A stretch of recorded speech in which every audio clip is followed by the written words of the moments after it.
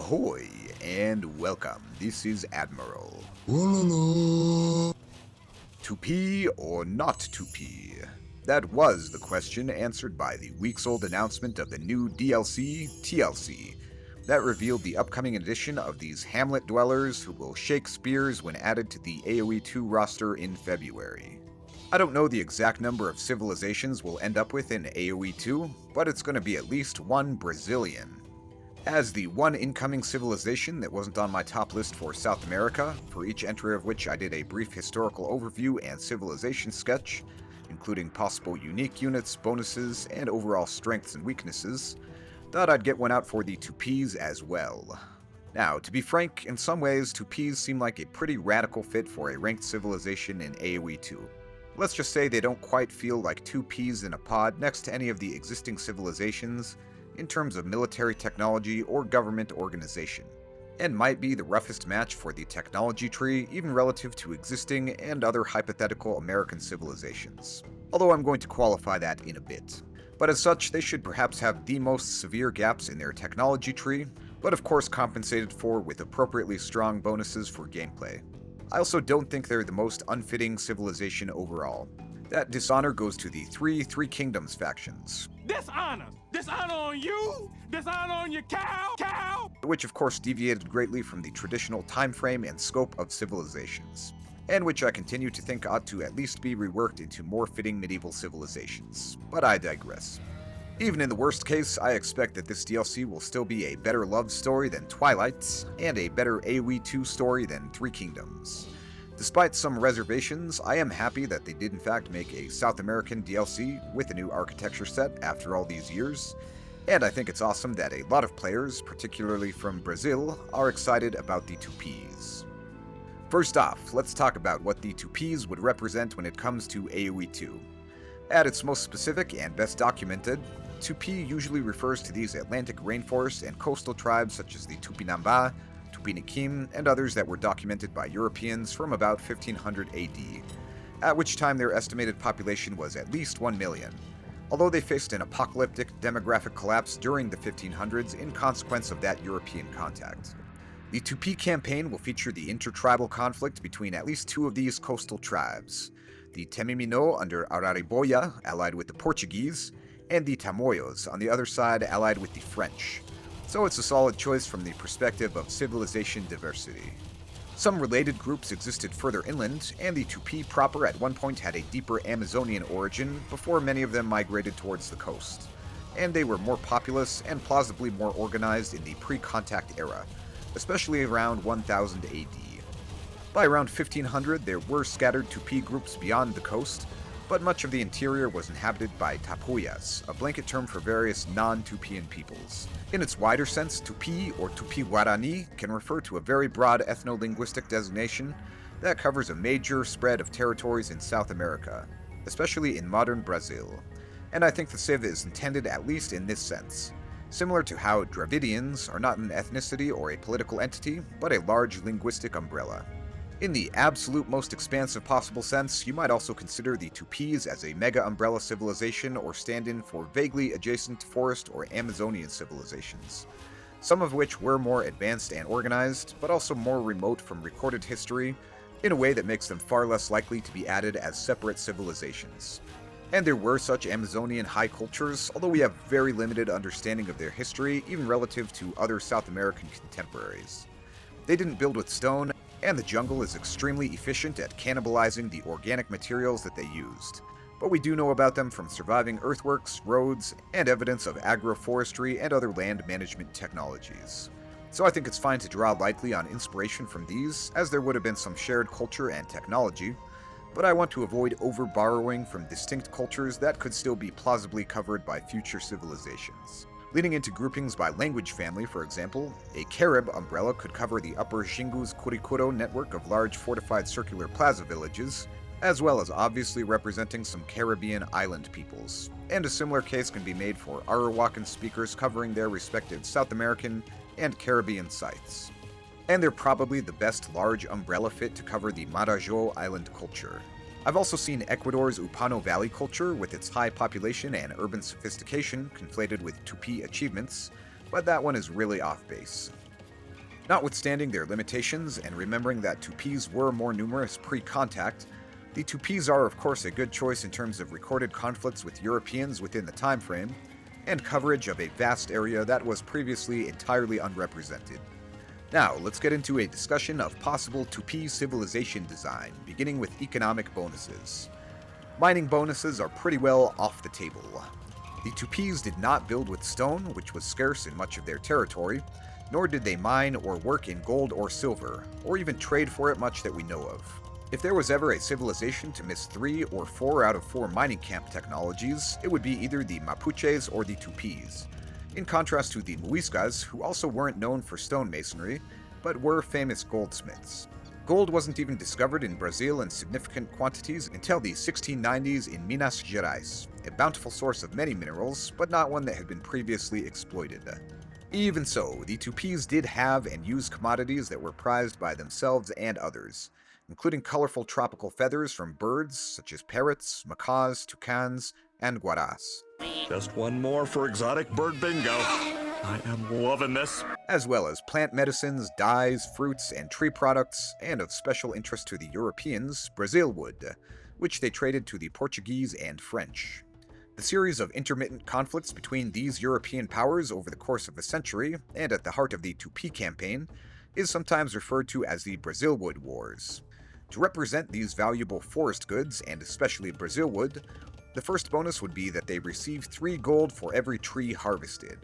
While similar to Vietnamese paper money, this would be distinct by being a free bonus rather than a technology, having a slightly smaller effect size, and a somewhat different implementation of receiving the gold all at once the tree is harvested, rather than the Vietnamese trickle.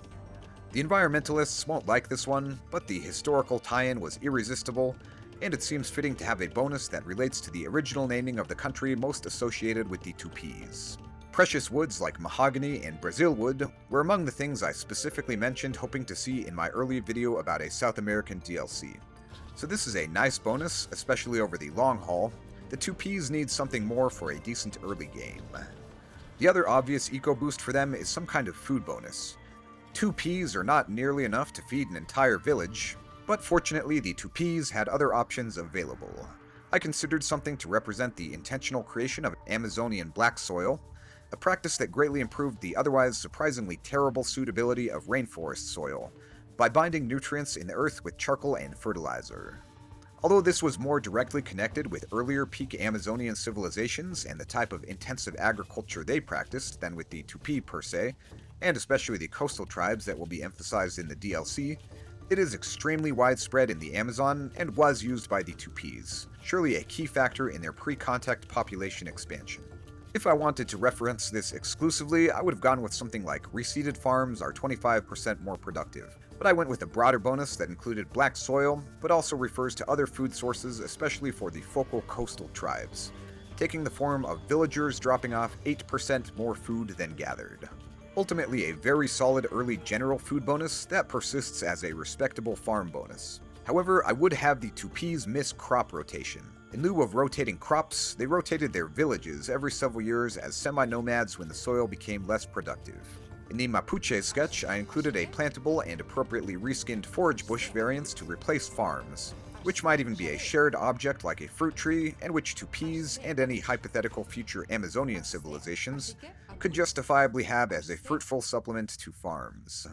I envision these fruit bushes or trees providing a mild mutual benefit when in the vicinity of farms. For example, each lasting 50% longer when in proximity to the other, representing the sustainability and synergy of agroforestry and polyculture farming practiced by the Tupis and other Amazonians. The Amazon basin, in parts of which the pre-migratory Tupis lived, is the most biodiverse terrestrial ecosystem in the world. So if there was ever a time to go all out on new flora, it would be now. And a Tupí civilization should absolutely have major reference to the wealth of useful animal and plant species therein, from wild plants and trees to cultivars. The final bonus is that their land units move 4% faster per age. Mild, but broadly useful for everything, and especially archers, which is their main justifiable military strength. This is a vague allusion to the ancient roads and a Tapuya tribe known to move especially swiftly, but mainly I wanted an excuse to turn one of the Tupí weaknesses into an advantage. namely their lack of, shall we say, encumbrance. Tupis were really not into the whole trend of wearing pantaloons, or any type of clothing apart from the occasional feather cape for chiefs, much less armor, so they may as well at least be light on their feet. Even when they had clothing gifted or traded for from Europeans, they took it off before battle, instead covering themselves with body paint or feathers. If nothing else, and as would have been apparent to everyone, they certainly had balls. You could also take this speed boost as a loose abstraction of rainforest ambush or hit-and-run tactics, and the advantage they would have had here of at least being familiar with the otherwise difficult jungle territory and terrain.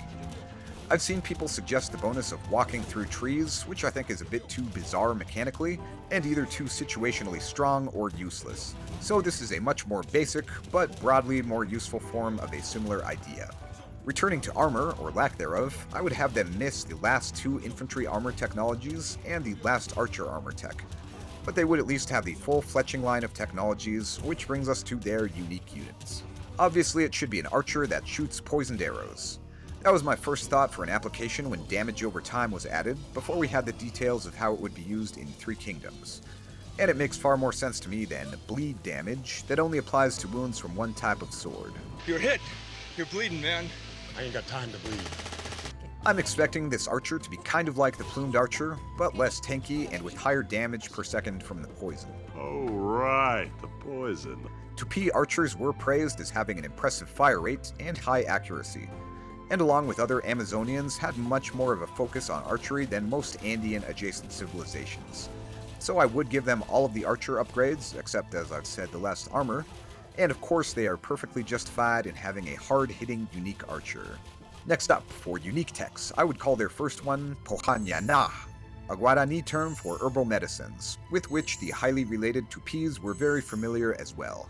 Many cultures in the Americas had skilled herbalists, but the Amazonian and Atlantic forest tribes had the greatest variety of such plants at their disposal, like copaiba resin and jurema root bark, to stimulants like guarana and yerba mate, enjoyed to this day.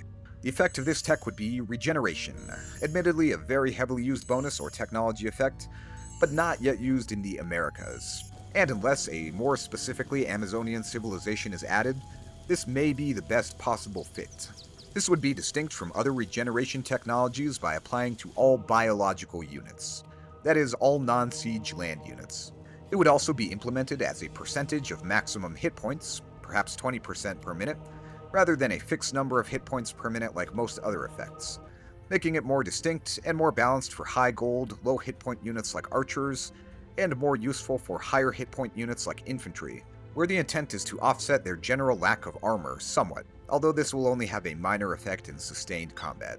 Their second technology could be called Purase, referring to a ceremonial feast where war chants, dances, and plenty of alcoholic kawim featured prominently, and where captives were executed.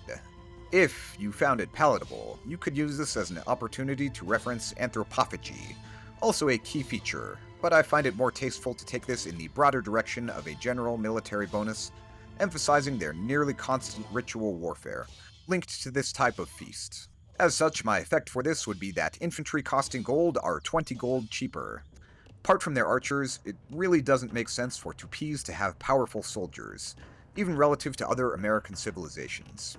Between this and low armor, the obvious way to still make them usable is with a hefty discount. This would apply to militialine and eagles, or any potential regional replacements thereof.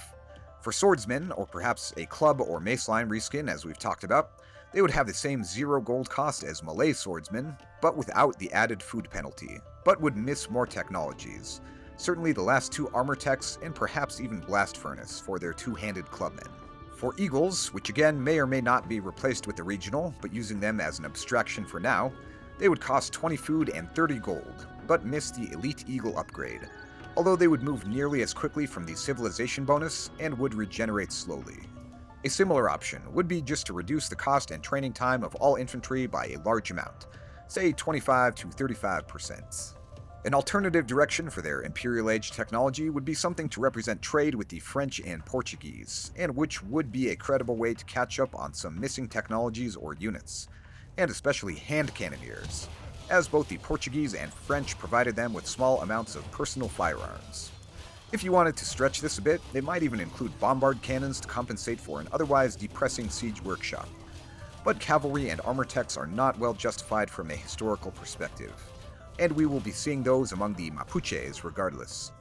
I didn't go in this direction here because I wanted the civ to work in a complete way with minimal reference to Europeans, but I expect the devs will do something like this on the basis of the campaign, and it is one obvious and credible way to address their otherwise very limited military technology. Team bonus is that herbal medicine and fervor are 25% more effective. Wrapping up with general themes, the tech tree should be pretty rough, but carried by a strong economic bonus, strong archers, and cheap infantry, with speed and light regeneration to boot. They should probably miss a lot of university technologies as well, but could have something like fortified palisades instead of stone walls. Maybe even a build speed bonus and cheaper but weaker buildings if the devs wanted to mess around with penalties, although I don't expect that. There's much more that could be said about regional unit or building replacements, and especially a fortified village replacing the castle, and costing both wood and stone. And as much as I think a historically inspired Tupí design ought to be very asymmetric, we have to balance that with the existing simplicity and readability of the game. As far as wonder, I really don't know. Maybe something like the Ingastone. Anyway, better wrap this up. Hopefully the DLC is awesome, and if so, it will sell many copies, reaching at least into the hundreds of Brazilians. So that's my sketch. Let me know what you think about all this. That's all for today, and thanks for watching. This has been me, mencionando o Brasil, and talking about Tupis in terms of their timeline, technology tree and tree technology, tree-filled territory, and tropical themes. Till next time.